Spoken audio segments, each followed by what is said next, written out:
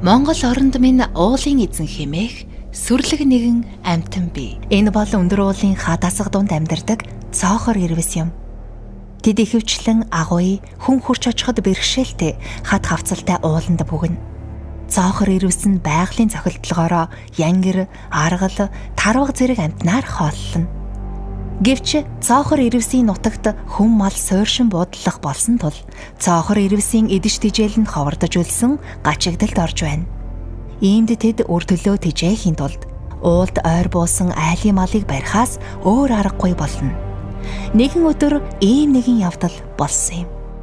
Аваа, би хон дээр ирвэстэй тааруул яах вэ?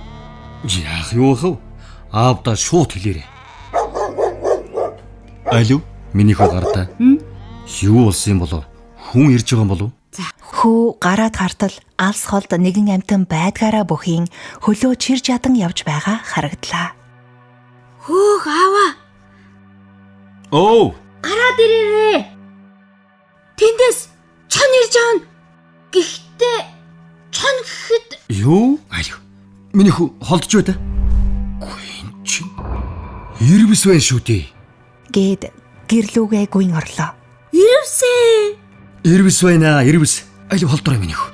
Аав нь буугааваа тэр. Гэрт байсан хүүгийн эмээ гайхан цачиж Нохоо яагаад туцав?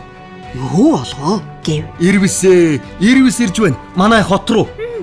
Хаана байна өнөөгч нь? Одоохон чамайг намнаад өгье л дөө. Гээд аав нь буугаа шагаан гогт архын даваан дээр эмээ нь амжиж ирээд Хөөе, чи яах гэж байна хүүхээ? Гүн мал руу орвол яах юм бэ? Зүггээр яв амтанг яах нь вэ? Заашгүй. Үргээд явчихлаа. Уулын эзнийг тайван орхоо. Харвас ядруу амтан байна. Өдрийн цагаар талд ирвэс явнаа гэдэг чинь төрсөн нутгаас ангараад өөрийн эзэмшил нутгаан хайж яваа гэсэн үг. Нутгаан зорж яваагүйгэл мөрнөөс ялгаа юу аах вэ? Гэхдээ Хөөе, та нарт наад амтэн чинь өөр төвг болохгүй. Орж цайгаа ууцгаа хүүхдүүд минь. Өө, тийм учиртай ах нэ. цоохор ирвэсэн нас бий гүйцээд уулнаасаа бууж өөрийн эзэмшил газраа хайн явдаг.